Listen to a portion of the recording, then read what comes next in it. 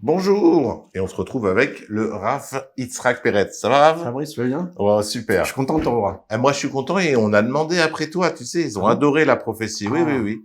Tous tes shiurim ont été suivis par des millions de Pas possible. téléspectateurs dans le monde entier. C'est magnifique. Ouais, même au Guatemala. Ouais, je Ah, sais. tu m'as ému, là. Ouais, il y a de quoi. Alors, de quoi on va parler aujourd'hui? Ben, encore de la prophétie, mais on va parler d'un On s'en doutait. point particulier. Ah oui, évidemment. Ouais. Mais on va essayer de rentrer plus dans le contexte, dans le vif du sujet. Allez-y, on rentre. Vous êtes prêts? On y va. On a une notion dans la Torah, par rapport à la prophétie, mais en général, qui s'appelle le troisième jour.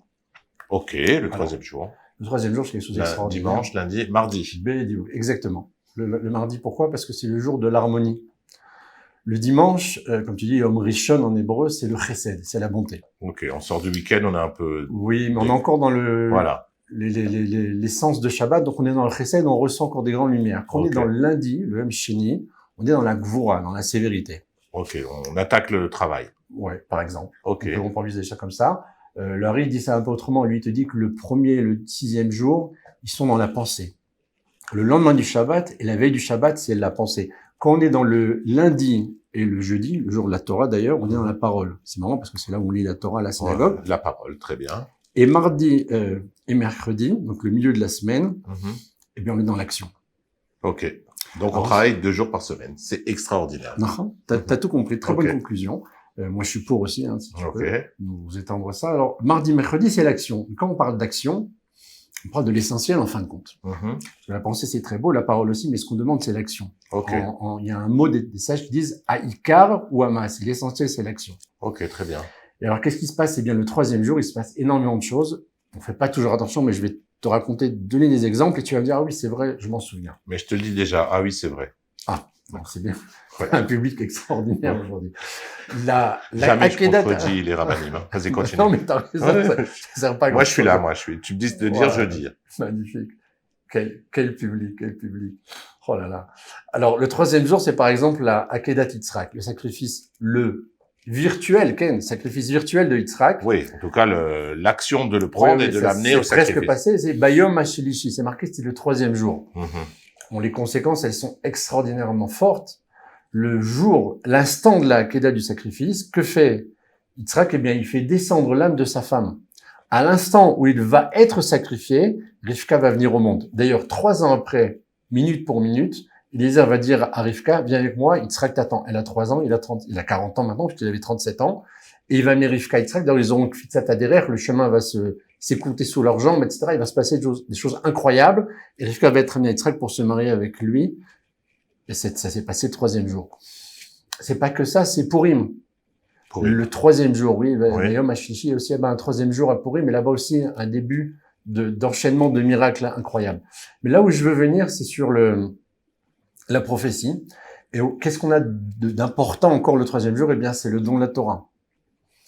Et là, on a un autre message au-delà de ce troisième jour, c'est Dieu dit au Ham Israël, Atikshu Elisha. Pendant 3 jours, ne vous approchez pas de vos femmes. Purifiez-vous. Séparez-vous de votre maison. Vous allez recevoir la Torah.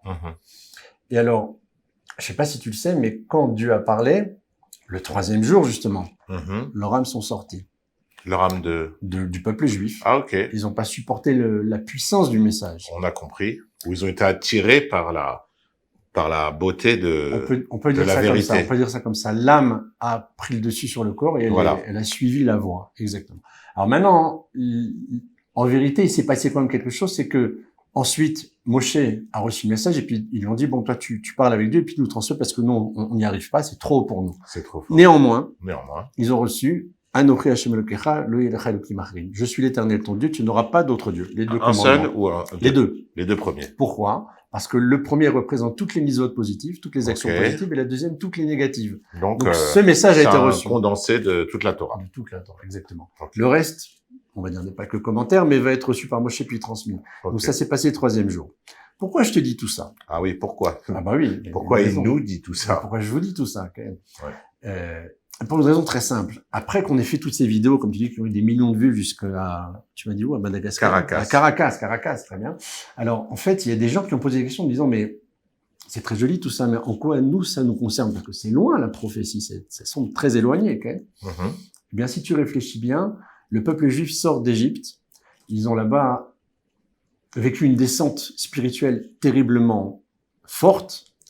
Et pourtant, Dieu leur dit, séparez-vous de vos femmes pendant 3 jours, et là, je me dévoilerai et vous recevrez le message.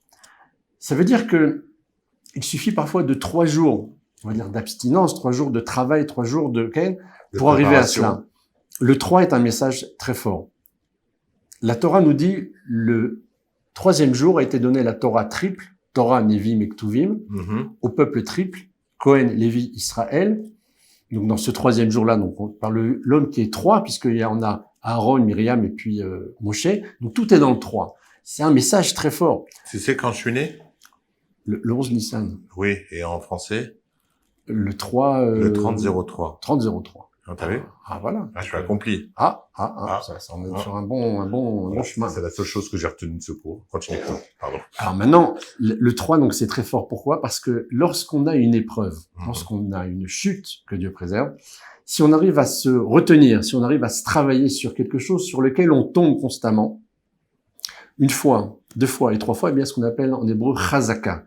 Il y a une force d'action qui est que je ne suis pas tombé 3 fois. Lorsque je ne tombe pas 3 fois, eh bien, j'accède à un niveau supérieur. Complètement, incommensurablement, complètement Comme différent de ce que j'avais. Comme quand on fait un jeu avec Mario, par exemple, et qu'on a des niveaux. Super. Peut-être, oui. Alors maintenant, tu accèdes à autre chose. Par le fait que tu as travaillé sur le 3. D'où le message de la Torah avec le 3. À Purim, lorsque Esther parle au peuple, il dit « Al toklu va tishtu shlosha yamim laila kayom » Ne mangez pas, ne buvez pas 3 jours. D'affilée. C'est chaud. C'est très chaud. Il y a d'ailleurs un des tikkunim du Haré Akadosh qui s'appelle le tikkun des 84 jeûnes. On jeûne pas 84 jeûnes, on en jeûne moins. Parfois 1 journée, parfois 2 journées, parfois 3 journées. Mais c'est d'affilée. C'est chaud. C'est difficile, mais c'est faisable. Et donc, qu'est-ce qui se passe à ce moment-là? On révèle des choses extraordinaires. Donc, ce 3-là, il est très fort. Tout ça pour vous dire que si quelqu'un parvient à 3 reprises, dans un intervalle de temps d'une journée, d'une semaine, d'un mois, l'homme échané, peu importe, à se retenir, à se travailler sur quelque chose de difficile pour lui, il va pouvoir dévoiler quelque chose d'extraordinaire et peut-être aussi monter à un niveau supérieur et atteindre la prophétie.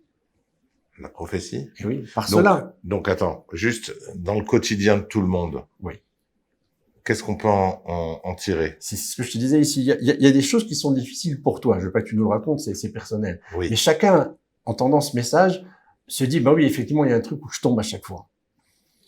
Et s'il arrive sur cette notion-là, sur cette chose-là qu'il fait tomber, à 3 reprises à se retenir, mais à s'en empêcher, il n'y a pas de 4e fois, justement. Lorsque ça se présentera, la fois suivante, d'ailleurs, il aura réussi à se retenir 3 fois, donc la 4e fois. La 3e fois donne une force pour que ça devienne une habitude. La chazaka, c'est une habitude. La exactement. chazaka. Et là se dévoile les grandes lumières.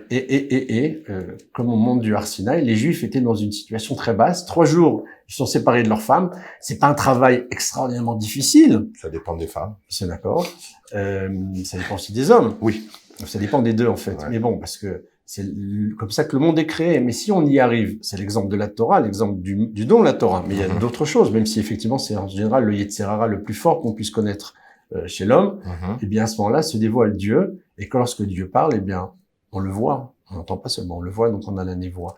C'est le message. C'est le message. Chacun à son degré. Voilà. Se retenir 3 fois sur quelque chose de difficile. Et là, Dieu nous parle et on peut effectivement l'entendre et même le voir. Vous retenez 3 fois. Merci Rav. Merci à toi. À la prochaine. Et à la prochaine.